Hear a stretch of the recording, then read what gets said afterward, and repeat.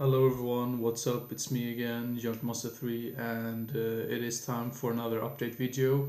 I actually came up with another idea of a top list, which I'm not going to reveal today, but I just came up with that just before I went to bed yesterday. I don't think I want to reveal what type of list that's gonna be, but it's gonna be a pretty big list, so that's for sure. And I haven't made any top list in quite some time because I've just not felt for it. I mean, you really need to be in a specific mood when you're making videos. But now this is going to be an update video, and probably the next video. I mean, it depends on how fast I am able to film the top list, but I'm probably going to make the top 5 for the month of November, depending on when I make the other video. But well, now I'm just mumbling here. Now I'm going to continue with the update video. First off is a movie, of course, which all of you probably already know, and this is a double dip. I had this before, but it was a pretty crappy edition of it because I don't think it had any special features or anything at all, and this has tons and tons of special features, and it is the original Texas Chainsaw Massacre. This is the newly released release of the movie, released by Studio S. I think Studio S and Nuta Films are probably the best ones that bring out like older movies that have like never been released before on DVD in Sweden. So yeah, the Texas Chainsaw Massacre, the original, such a great movie.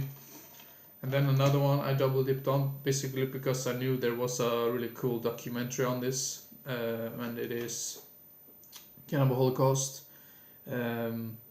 Say what you want about it. I mean, this was the very first, maybe not the very first, but the one movie that used found footage. I mean, very many people are talking about Blair Witch, that did that movie. Oh, it's the best, and it was the first found footage movie. But yeah, this one did it like maybe like 19 years before, I guess. So yeah, and I think this is one of the best cannibal movies, even though I do prefer Cannibal Ferox a little bit more. I know that's like, I think that's not a popular opinion, but yeah, that's just my opinion. So yeah, Cannibal Holocaust. And yeah, the documentary on this is called Eaten Alive, The Rise and Fall of the Italian Cannibal Film. I've seen the documentary and it was really interesting and really entertaining. So yeah, Cannibal Holocaust.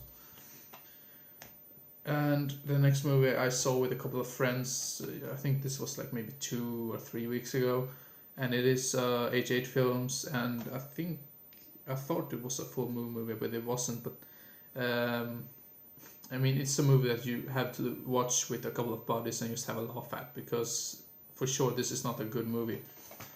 Cannibal Women in the Avocado Jungle of Death with Adrienne Barbeau, probably the most well-known actress in this movie. And my friend actually said that the lead, the male character in this, the lead male, I think he has some sort of talk show. I'm not sure if it's Bill Maher, I guess. I'm not sure if that's true or not, but yeah. Well, anyway, I think it should be called Piranha Women in the Avocado Jungle of Death, because those words are mentioned over and over and over again in the movie. So Cannibal Women in the Avocado of Death. I mean, some really funny parts, but if you watch it by your own, I mean, you need to watch that movie with friends to appreciate it. So yeah. And the next one is a newer slasher from, I think it's like 2012 or something. Can't be so wrong about the year, but a movie called The Sleeper. And this is with a, let's see if you can see it, slip cover down right here. Don't gonna say anything else about that movie. And I also double dipped on this for some reason. I'm not really sure why. Maybe the other release I had was not that good, or picture quality or something. But well, anyway, the movie is called Slumber Party Massacre. The first one was ages since I saw this. I do not remember that much from it, but I do remember that the sequels were very cheesy and entertaining. But maybe, I mean, they are not good movies in like any way. I mean, the first one, it feels like a good movie, but the other ones are just stupid and funny and entertaining at the same time. So yeah, if you get what I mean. So yeah, Slumber Party Massacre. And then another movie I double dipped on. For some reason, I'm like double dipped on so many movies here. The House on Sorority Row. This is the original and not the remake called Sorority Row from 2009. This is another one which I haven't seen in a while, and I'm so glad that 88 Films are like able to release these movies that have never been released in the UK or like anywhere outside of the US, basically. So yeah, House on Sorority Row. I remember I really enjoyed this one. So yeah, I'm not sure. I think that movie had like a couple of alternate endings. I'm not sure which one they went with that release, but yeah, whatever. And then a movie called Scarecrows from 1988, I believe. And this is part of the Slasher Classics collection.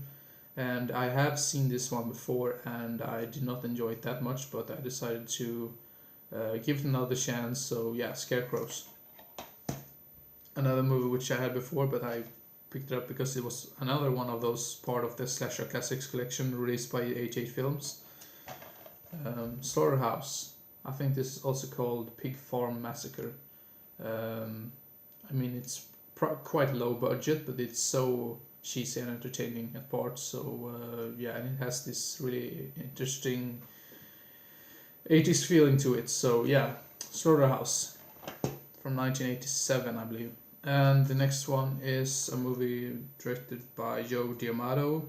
I think this is one of his most known movies, and the movie is Beyond the Darkness, another 88 Films release, but this is part of the Italian collection thing, or label, not label, but yeah, whatever you call it. Never seen it, but I've only heard good things about it. So yeah, Beyond the Darkness. I think this is also known as Bio Omega or something. Probably butchered the name, but yeah. And then a movie that is part of the Shameless edition, and the movie is called The Sect. Not Dissect, Dissect. So yeah. Directed by the same guy who did The Church, I believe. And The Church I've had in my collection for so long time, and I've not seen it yet. So yeah, I might have to watch that movie before I watch this one. I'm not really sure what I'm talking about right now. So yeah, The Sect. And the next one is a movie with Dolph Lundgren, the one and only, in a movie called Don't Kill It. Don't Kill It. Yeah, this is basically a blind buy. I just picked it up because it was like a horror movie and Dolph Lundgren was in it, so it can be bad or good, I'm not sure. So yeah, Don't Kill It. And a movie by John Carpenter, his movie called Starman. I think this is more like a drama, sci-fi, romance story type thing. So yeah, I've not seen it, but heard some really cool, interesting things about it though. So yeah, it's with Jeff Bridges and Karen Allen. So yeah. And this is the next stack over here. This is another one of those that are not horror movies, but another movie which I've been wanting to see for such a long time, and I found it for a very good price. And this is a Snapcase release of the movie Diner. Just look at the cast right there. I'm not really sure if you can see it that well, but yeah, that's the reason why I did this, just because I was too lazy to read it for you. So yeah, yeah, not gonna say anything else about it, but I've heard only good things about it. And then another movie I double dipped on, and this is the Scandinavian release of the movie, yeah, that I mentioned before, Cannibal Holocaust. Cannibal Ferox. I'm so like brainwashed with Cannibal Holocaust by now.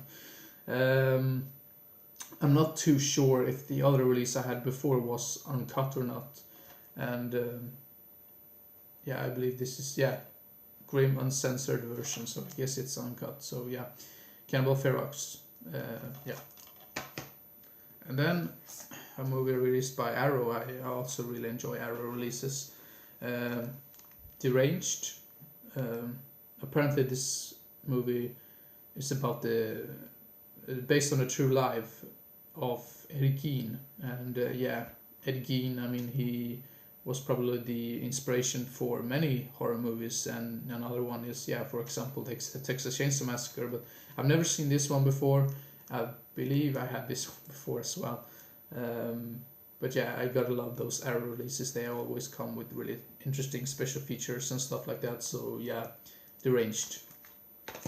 And then another movie I had. This as I actually had on VHS, and I think yeah, the transfer wasn't the greatest. Um, it's a movie called Ghost Town. Gotta love this cover art, by the way. And yeah, I know nothing about it, but this movie that just caught my eye one day when I was like looking at the movie database, and I saw like, oh, that movie looks interesting. And after that, I wanted to see it and search for it for a long time until finally 88 Films released it on DVD. So yeah, I'm really glad that they did. So yeah, Ghost Town. Wow, so stupid right now. And then a movie which I believe is now, I've been talking for 10-11 minutes, so I need to speed up now. This next movie was released by Code Red, and I think this is out of print, long gone out of print, but I managed to find it, and the movie is called Retribution. I really love this cover art, by the way. It looks really stupid in a way, but still pretty interesting. And I'm not sure if I'm the only one who think this, but this guy right here looks like Isaac from the Children of the Corn movies. But yeah, that's just my opinion. So yeah, Retribution. Now I think I'm gonna have to put those down there instead. And then a documentary which I really enjoyed, and that made me want to watch more of these type of movies. And the movie is Electric Boogaloo. This is a documentary about the Canon films.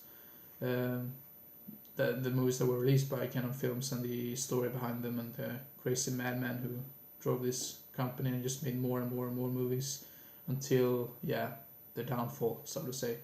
So yeah, Canon Films documentary Electric Boogaloo, yeah, might make it to my top 5 of the month this month. I'm not sure or not, but yeah, so far it is on the list.